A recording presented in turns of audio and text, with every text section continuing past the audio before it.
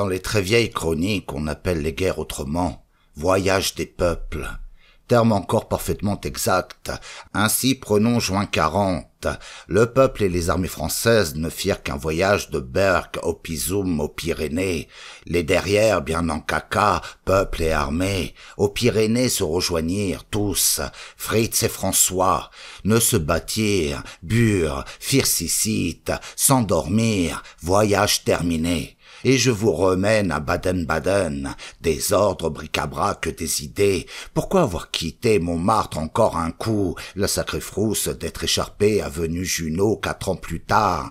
Oh, quels aveux inglorieux! Tous les amis et les parents s'attendaient bien qu'on me dépiote, tous d'accord, tous prêts à bondir, vider tous mes meubles, se répartir mes draps, fourguer le reste, ce qu'ils firent très bien, pas le sang bleu, rien à dire, j'avais tout fait pour, je m'étais mis en croix pour eux. Le bon Jésus meurt bien tous les jours 10 000 ans après, leçon pas perdue pour tout le monde. La preuve, regardez les routes, ceux qui roulent comme piperluches, motorisés, pleines de caviar, diamants, vacances, pas sacrificielles pour un paix. L'armée française, puisqu'on remarque, c'est en 40 qu'elle fait sa diarrhée, grand galop, Berg-op-Zoom, Bayonne. Nous, Lily, moi, Bébert, Lavigue, en 44, rue Girardon, Baden-Baden, chacun sa foireuse épopée. Le petit Tintin, condamné à mort pour sauver l'honneur et sa peau, a sauté dans l'avion pour Lourdes.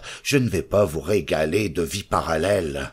Tintin, c'est une chose, moi, une autre. Sa chronique aussi, des milliards. La mienne, vous pensez, quelques 100 francs lourds. Tintin, ses statues partout. Moi, sur la pierre de mon tombeau, on n'osera pas graver mon blaze. Déjà, ma mère au Père-Lachaise, on lui a épuré sa tombe. On lui a effacé notre nom. Voilà ce que c'est de pas se sauver le moment venu, à l'endroit qu'il faut. Figurez-vous qu'à La Rochelle, j'ai dû résister à l'armée française qui voulait absolument m'acheter l'ambulance. C'était pas la mienne. Moi, l'honnêteté en personne. On ne peut m'acheter rien du tout. L'ambulance de mon dispensaire, Sartrouville, vous pensez, je l'ai ramenée d'où elle venait, la damnée bousine, et les 2 grands-mères passagères, et leur quille de rouge, et 3 nouveau-nés, en parfait état tout ce bazar. Qui m'en a su le moindre gré? Oh, foutre personne! Vous pensez toutes les infamies, à moi, de quoi remplir un bagne, 20 Landru, Petiot et Fualdès. J'aurais fourgué l'ambulance, le prix qu'il m'offrait, les nouveau-nés, les infirmières et les vieillardes. Je serais actuel, héros de résistance. Je vous aurais une statue comaque. Une fois la Lali sonnée à mes aïeux, pas de crime que vous n'ayez commis, vous offrez pas assez votre gorge, qu'on vous tranche vos sales carotides, lâches. Des millions au gradin vous l'hurlent, tout ça par orgueil prétentieux, ramener la bousine d'où elle venait, qu'elle m'appartenait pas du tout, qu'elle était un bien de Sartrouville, vanité. Je la lâchais aux Fritz, aux France-Caille, aux Fifi, à n'importe qui, aux bains-douches. Tous étaient acheteurs, avec grand-mère et infirmière et nouveau-né. Je serais le très honoré, rentier heureux, pas le clochard vieillard dans la merde. Une petite consolation peut-être. Chaque matin dans le Figaro, en chronique nécrologique, les départs, que dans son château d'Aulnoy-les-Taupines, le grand commandeur Poustrouille a pris son billet, que toute sa famille éplorée, avant de passer chez le notaire, vous remercie de vos condoléances affectueuses, etc. L'abonnement au Figaro a des raisons, courrier des parcs, que j'en ai vu passer comme ça qui s'était joliment promis de me manger l'intérieur du crâne, aux astibloches, au teint cocu. Salut la famille éplorée, tout embarrassée d'Aulnoy-les-Taupines, forêts et châteaux, tanné le notaire. Il est bien possible, en effet, que toute cette vallée de l'os ne soit plus qu'une rigole d'atomes d'ici 1 an, 2. Dès lors, en parler vaut la peine. Aucun ordre dans mon récit. Vous vous retrouverez bien, ni queue ni tête. Peste, je vous ai quitté à l'hôtel Leven, sans vous avoir donné la clé. Je n'ai pas eu le temps. Juste quelques mots des femmes enceintes. Tant pis. Le livre entier est chez Gallimard, et s'ils s'en foutent aussi ceux-là, souvenirs et mémoires, il n'y a que les vacances qui les réveillent. Je vous ramènerai aux femmes enceintes, enfin j'espère. Notre première étape de Paris fut belle et bien Baden-Baden, et je vous l'ai pas raconté. Presque l'air d'en être honteux, pourtant tout aussi avouable que Marble Arch ou Times Square, le Midway ou les rives de l'Oss, Liechtental Alley, au lieu de promenade des plus grands raffinés d'Europe. Au moins les mêmes qu'Évian ou Bath. Je veux, la chance joue, la roue tourne, les jeux sont faits, la chance vous boude. Honte de l'univers, gagnant, tout vous est permis, les plus belles avenues à votre nom, toutes les chancelleries à votre fente, à l'èche qui mieux, le casino tout va de l'histoire à une roulette qui rigole pas, qui se fout pas mal que vous ayez 1000 fois raison. Jouez donc un faux jeton, vous l'avez, qu'importe, s'il sort on vous adorera, nous le nôtre de jeton, nous semblait bien toc. Je demandais à Madame von Seeckt, nous promenant à Liechtental, le long de l'Oss, cette petite rivière murmurante, glougloutante, granitée de toutes les couleurs. Pourquoi on nous avait mis là, nous, pas montrables, pas avouables, en ce site et dans cet hôtel? Oh, n'ayez crainte, monsieur Céline, ils ont leur idée. Vous verrez, cette grande catastrophe se déroulera selon un plan. Les armées du Reich quittent la Russie selon un plan.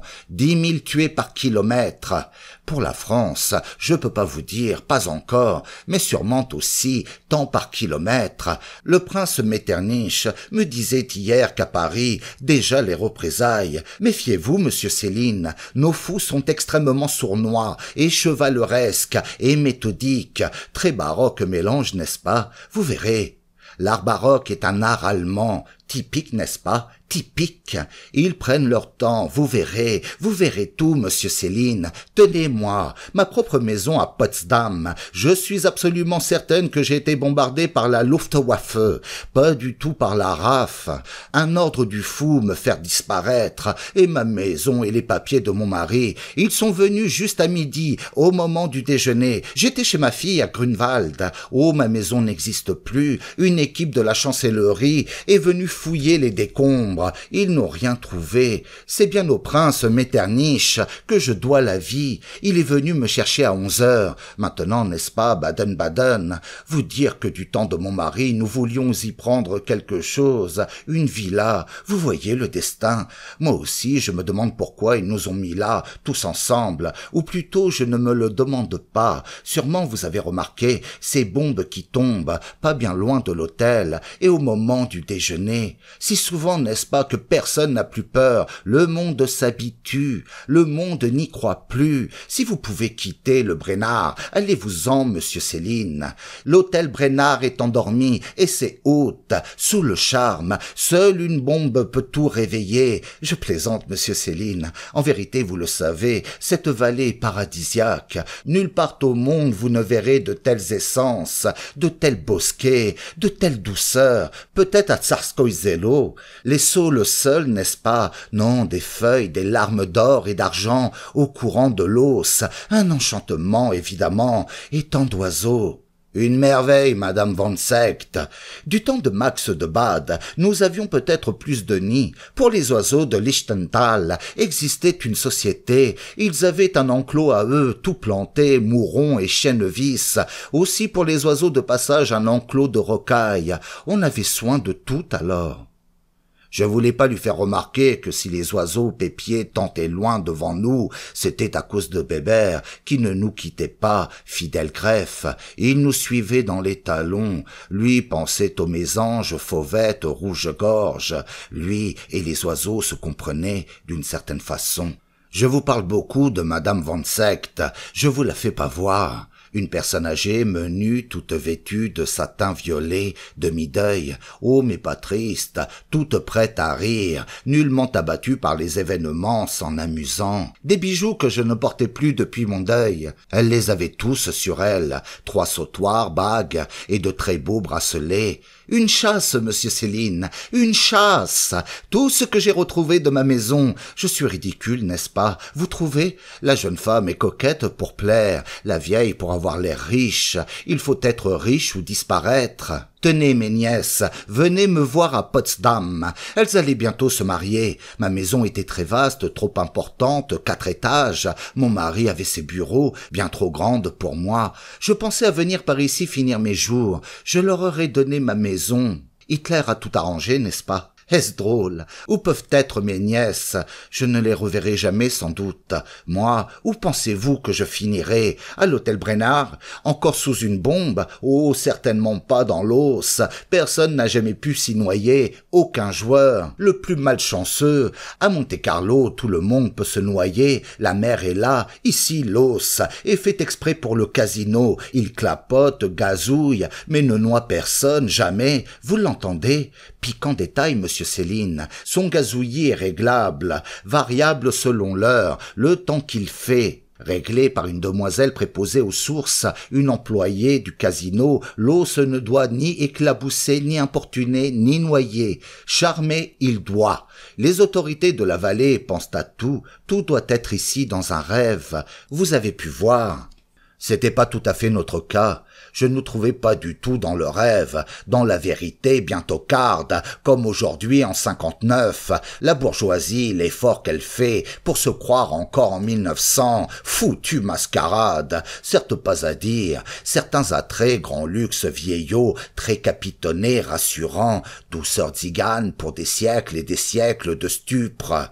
Mais pour nous, pardon, bêtes marquées, moquerie, rarement vous voyez les bêtes s'amuser devant l'abattoir.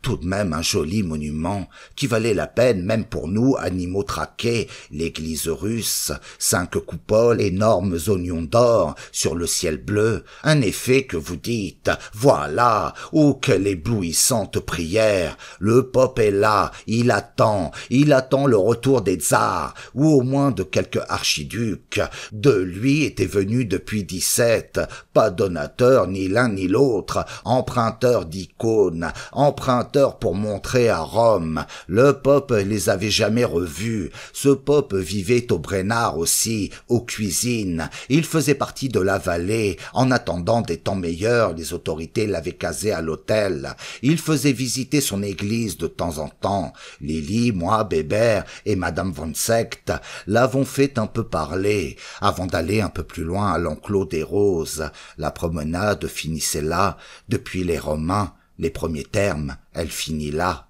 Vous devez prendre quelque repos. L'enclos des Roses ne veut pas de truands. Vallée la sauvette, saucisson. L'enclos des Roses ne s'offre qu'aux promeneurs de bon ton. Les fleurs sont là depuis Tibère.